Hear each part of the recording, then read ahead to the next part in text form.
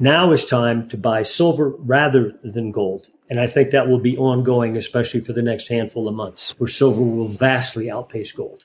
It's 5-6 months of selling. Let's see it, guys. Don't go back into the 70s again. A $50, $55 silver. As I said, gold has eightfold moves. Okay, and if you go eightfold, you're 8,500. Okay. Well, J.P. Morgan several months ago came out with a report, and I'm sure it was fundamentally based. They said they thought that gold could be 9,200. Bull trend where suddenly reality hits, the fundamentals start to cascade like a T-bond crisis. Stock market, oh my gosh, it's not making me money anymore. You're going to get a sharp drop in silver at some point, but it'll be in a new reality. And I still think that reality is $300 to $500. Okay, prove it to me. You've spent 6 months of trying to bomb this market, and you can't seem to get it going. You want gold, well, you got to have miners. Okay. I mean, if silver does hit that $300 to $500 range, where does your work suggest it holds there? A monetary, economic, global, and political crisis, particularly ours in Japan. Europe is not so much a bubble. China, for example, will go down with us, but it's, again, I'm thinking next quarter before you get the collapse effect. Right now, the issue is merely to ooze without headlines, maybe even good headlines. That's the best way to top. Like the Iran thing goes away. Oh, the market should explode, right? Well, why isn't it? Or Russia-Ukraine thing sort of goes away because Putin finds himself in some, political instability in his own country. And therefore that mellows away. And suddenly you have a beautiful world, okay? Stock market should explode, right? Okay, well, if it starts to ooze, beware. And again, I think the prime beneficiary will be gold because I know what the Fed's going to do. Right. When the government bond market goes lower, higher yields. When certain private credit problems pop up here and there, one here, one there. All it takes is a headline or two. And then suddenly the Fed, underneath the surface, while they won't be talking about it, will be doing something. Print. It's interesting talking about the metals on that front. And I got to ask you, because, the next question comes straight from our audience. Obviously, a lot of our viewers hold physical metals, and they constantly ask about the disconnect between the paper markets and the physical reality. You and I just brought up COMEX briefly, but just for any newcomers or just to put some context, a large share of the price discovery happens in the futures market like COMEX. And that's kind of where, I'm going today. If the paper market still sets the price, what is the exact kind of mechanism that takes silver to $300? And I guess what point? What if silver isn't just heading to new highs, but to an entirely new financial reality? Veteran market analyst Michael Oliver has issued one of his boldest forecasts yet, claiming silver could surge to between $300 and $500 an ounce, while dramatically outperforming gold. Even more surprising, he believes the move could happen as global markets enter a period of economic and monetary turmoil. So why is Oliver so bullish on silver, and what signals does he see that most investors are missing? Let's break it down. Yeah. I know there's a difference between like the Shanghai price and our price. Of course. Look at that. Or they look at the commitment of traders, or they look at open interest and all these things. And these are variables that will here and there echo the positives, but they're not necessarily good timing mechanisms. And ultimately, if you see a difference between the quote paper price and the bullion price, they're both going to go up. Okay. Yeah. I don't know. We're not going to argue about the difference between them, but basically whatever that difference could shift, the spread relation could shift, contract, widen, whatever. That's really not the fundamental driving it. The fundamental driving it, again, is the historic underpricing of silver relative to gold, underpricing of silver relative to copper, underpricing relative to money supply. And silver's in a tantrum. And yes, gold is the mama, but right now, technically speaking, as of last November, when we gave our last buy signal, $56 silver on the close of that month, it was based on silver breaking through a 10-year wide ceiling of resistance on its relationship to gold, where we divide silver into gold, 1 ounce into 1 ounce, express it as a percent, plot that each month. We go back decades. Mm-hmm. But for 10 years, there had been a ceiling on this spread at very low relative valuation levels for silver. We broke through in November, and we have not given it back, by the way. That spread is still well above the breakout. It said, now is time to buy silver rather than gold. And I think that will be ongoing, especially for the next handful of months, where silver will vastly outpace gold. And with gold miners will outpace the gold miners as well. I want to get into mining with you, Michael, while we have time. Just before I do, I just got to, I mean, I wouldn't be a journalist if I didn't bring up the counter. I mean, even the bullish banks forecasts are kind of miles below your targets. I think Consumer Bank or Commerce Bank put out a note this week targeting $80 silver by year end. Just a question, what are conventional Wall Street models kind of missing that your momentum charts aren't picking up? And is there anything that breaks your thesis? I frankly don't read those things. Yeah, I do know that for example, as I said, gold has eightfold moves. Okay, and if you go eightfold, you're 8,500. Okay, well, J.P. Morgan several months ago came out with a report, and I didn't even read the details of it. I'm sure it was fundamentally based. They said they thought that gold could be 9,200. I forgot where they put it. Ultimately, that kind of thing. And a lot of these banks that have these monthly reports on gold, they always seem to be shifting them up, but it's always by $100, $200. None of them have the horizon that something dramatic is going on here. You're not going to tick your way up for years. Yes, you've done that to this point. Silver did that just to get back to 50 again. Okay. But when you enter that phase late in the bull trend where suddenly reality hits, the fundamentals start to cascade like a T-bond crisis. Stock market, oh my gosh, it's not making me money anymore. All these factors come into play. Then suddenly the money rushes. And yes, there's emotion and there'll be a lot of headlines, but it won't be those headlines that cause it. It'll merely be those headlines and seeming data points that merely reflect what's already been going on. Yeah. So is there anything, I mean, what breaks the thesis? Not a normal pullback, not a stop run, not volatility, but what specific silver signal would tell you I'm wrong? Actually, even if the bears get what they think, which is orthodox nonsense, meaning what they usually do is they've done this repeatedly on gold for the last couple of years. Every time gold makes a range and breaks out and you surge, they always expect it to go back and sit on top of the prior range. And it never does. It may pull back, but it doesn't go back to where they think it'll go. Right now, there's a big consensus out there for months now. Again, okay, it's 5-6 months of selling. Let's see it, guys. Don't go back into the 70s again, okay? Yeah. A $50, $55 silver. They wanted to go back and sit on top of the old highs, a kosher price chart thing. In these tantrum moves, that doesn't happen. You're going to get a sharp drop in silver at some point, but it'll be in a new reality. And I still think that reality is $300 to $500. And the move to get there will be very dramatic in the final 3 months of that move. You've done this a long time, Michael. This year surprised you? I mean, it's been interesting to watch. I mean, we covered this, obviously, price action a lot, but what a market. Yeah, you mean in the silver market? Yeah. No, the range is a little longer than I expected, but on the other hand, it's that age factor now enters. In other words, you've had 3 months of selling, then you've had 4 months, then you've even had a drop that took out the Fab low and it went nowhere. And now it's 6 months into the selling and you're where? Trading either side of 70 for the last couple of months with a low at 61. Okay, prove it to me. You've spent 6 months of trying to bomb this market and you can't seem to get it going. Mm-hmm. And I think the clock says you better do it like right now. And don't uptick again, because you uptick back into the mid 70s again, forget it. You lost. Highly likely we're coming out of here. So I'm doubtful you'll see those levels that everybody expects. And I think these other factors that seem to be in sync with the silver, like, a weak stock market, there's sell silver, et cetera, that's going to suddenly divorce. Hey, I got to ask about miners quickly before I let you go. I mean, you've called them, the leverage play on a leverage play. Two references quickly for our audience so I don't lose anyone. The XAU is obviously gold and silver miners index dating back, I think, to the 80s. And then, the GDX is a large miners ETF most investors hold, at least younger ones. Now, you watch the spread between the miners and gold for kind of a breakout signal. Where is that spread sitting right now? What's the exact level?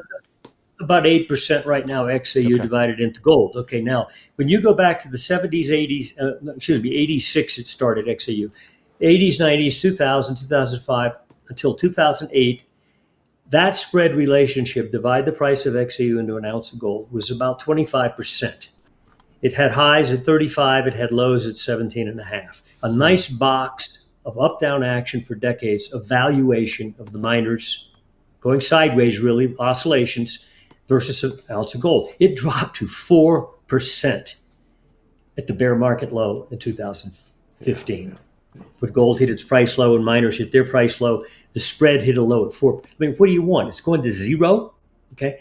You want gold, but you got to have miners. Okay. Anyway, since then, you built a range of basing action on the spread chart with repeated peaks up in above 8%, like 8.5%. In fact, we went up and nipped that out marginally a few months ago in XAU versus gold. So it sort of broke out, but GDX did not.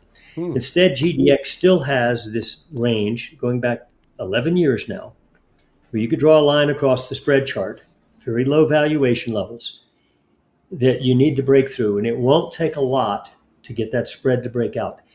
I think it's going to break out because this time we're hanging in there near the upper end of the range, whereas prior run-ups there fail quickly. In other words, you got gold miners relative to gold and they puked. Okay, this time we're congested up there, like we want to go through. If you break those miners out versus gold on a spread basis, they're likely to double or triple in relative value to an ounce of gold. In other words, go back at least to the bottom end of what had been the multi-decade prior range of valuation versus compared to current levels of like a double to a triple. So I think there's a major surge there in the miners pending. In other words, we think you've had one already. When you break that spread out and you're about the lid's going to come off the miners. Michael Oliver argues that silver has already delivered its most important signal. According to him, silver recently broke through a decade-long resistance level against gold, a technical breakout that has remained intact. In his view, this confirms that silver is now entering a period where it should outperform gold for months ahead. While many analysts are still forecasting silver prices around $80, Oliver believes Wall Street is underestimating the scale of what could be coming. He points out that major market shifts don't happen gradually. Instead, they occur when financial stress suddenly forces investors to seek protection. He warns that rising bond yields, growing credit problems, and pressure on global financial markets could eventually trigger aggressive central bank intervention. If that happens, money creation could accelerate, driving capital toward hard assets like gold and silver. Oliver also dismisses the popular argument that silver must first fall back to its previous highs around $50 before moving higher. After months of selling pressure, silver has refused to break down meaningfully. To him, that resilience is a sign of underlying strength. But perhaps his most bullish view concerns mining stocks. He believes silver miners could become the biggest winners of the entire cycle. Historically, miners have often outperformed the metals themselves during powerful bull markets, and Oliver says current valuation ratios suggest another major breakout may be approaching. His ultimate target remains eye-catching, silver reaching between $300 and $500 per ounce. While he expects sharp corrections along the way, he argues those pullbacks would occur within a completely different price environment than investors are used to today. For Oliver, this isn't just a metals rally. It's a potential monetary reset driven by declining confidence in traditional financial assets and fiat currencies. Now, what would that mean? Maybe that means investors wake up. Yeah. Well, that's what a lot of boardrooms are looking for, especially on the retail side. So, I mean, miners are kind of the confirmation layer. You've been advising specific names kind of based on relative performance rather than corporate balance sheets, mainly because earnings get wild when the metal moves fast, as we've seen. Yeah, I mean, so earnings are nonsense. You can't predict one day, the next day. So, I mean, for the everyday investor watching this, is the practical move then just to own the broader ETFs like GDX? That's one way, yes. If you don't want it to, I really think it's a casual statement. But I think you could throw a dart at a list of miners, and you probably hit mass. All of them are going to go up pretty much dramatically. In fact, you could look at Newmont, which is the biggest gold miner out there. Of course, we know it's the blue chip of that's where the big funds would buy. They wouldn't buy the juniors or anything like that. And you look at its chart, it looks like, oh, wow, what a move. It's only been a par performer to GDX. In other words, it's only matched the performance in the broad sector. It hasn't even outperformed, and yet the stock has gone vertical, which tells you something about the sector. In other words, people think, oh my gosh, what we're looking for are the symbols that have technical breakouts relative to the sector. But without going into that, trying to microscope within the sector, And those valuations can change. You might have a miner that beats the sector for a year and then underperforms. It Right. doesn't necessarily have to be outperformed the whole time. But basically, I think you could throw a dart. And if I threw the dart, I'd throw it at the silver miners. Hmm. I think they're going to do better than the gold miners. A lot of people excited to hear that today. Okay, quickly here at the end, and I can't skip over this part because it's important. I went to X, and everyone wants to know, they hear these forecasts, they go, okay, well, what the hell happens after the move, and what's the exit? So, I mean, if silver does hit that $300 to $500 range, where does your work suggest it holds there in a new structural reality? Or are we looking at that peak I that think we're simply headed for retracts? a monetary, economic, global, and political crisis. Yeah. And the economics, especially once the bubble markets break, particularly ours in Japan, are two definably bubble markets. Europe is not so much a bubble as we are in terms of dimensionality of what's occurred over the last 16 years. China, for example, will go down with us, but it's not a bubble market. It's only doubled in a half since 2009. We're 22-fold on NASDAQ or something. And when U.S. market breaks, that's going to change a lot of the dynamics, and that's when these events will start to happen. I think what's going to be on the other side of that silver explosion and gold explosion is legalization of them as currency. This country, that country, this country. Now, the Western world will be the laggard this time around. Right. We've had monetary backing in our money before. You go back 100 years, you had gold and silver backed currencies a lot of places. Now we've had nearly a decade of fiat paper. Which piece of paper is degrading more rapidly than the other in terms of real buying power? Mm-hmm. Well, it's when the public realizes that and they get hurt by the consequences of that fiat game, there's going to be an intellectual awareness among academicians too, including academicians who favored the Fed up to this point will say, hey, you know what? Maybe we need to, get some gold backing. We need maybe leave fiat currencies behind. So you may have a new reality on the next move, and not just, a new high and then big pullback, et cetera. You may reach a new global perception of what's money. But I mean, and on that point, because it is an interesting one, getting out at the right time. I mean, is there a specific kind of metric that you'd watch to know when a momentum trade is finally exhausted and it's time to hit the exit? Yeah, I would. We will cover that. But again, what I'm thinking, yes, silver's likely to hit a high and then have a sharp. You could drop $100, $200. Right, You go to 500, but you're in a new reality at that point. Mm-hmm. And I think first the issue is to get to the new reality. Now, admittedly, when you get there, my own personal strategy is this. About 95% of my positions are silver bullion, unleveraged, usually through ETFs or bullion, and silver miners, about 50-50 on those two. About 95% of my portfolios consist of that. Once I get the silver move to the new reality, I will probably take profits, but not because I think they're going into some disastrous bear mode. There'll be a sharp sell-off, there's no question. But it won't be, back to 100 or 50. Like it'd be, who knows where it'll be. But the issue is getting up there first. I'm going to shift it into cash. Well, what's cash? Gold.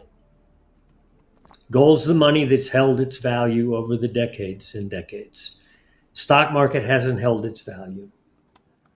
Hardly any asset in the world has held its value measured against the degradation in the real buy. When your granddad built a house, it was $4,500. When your dad built one, it was $45,000. You want a median home today, it's $450,000. And that tells you degradation in the money unit. It's ongoing. Yeah. It shows itself here and there. With gold, it's been perfectly safe. That's where I want to be once we get this surge over with. But right now, the issue is to capture the surge.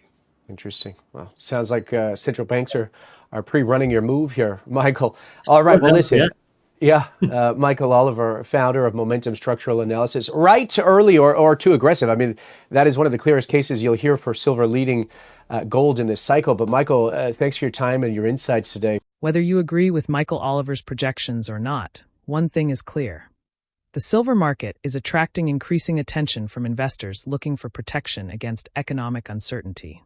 If his analysis proves correct, silver miners and physical silver could become some of the strongest performing assets of the next major market cycle. Do you think silver can really reach $300 to $500 per ounce? Or is this forecast too aggressive? Let us know in the comments below.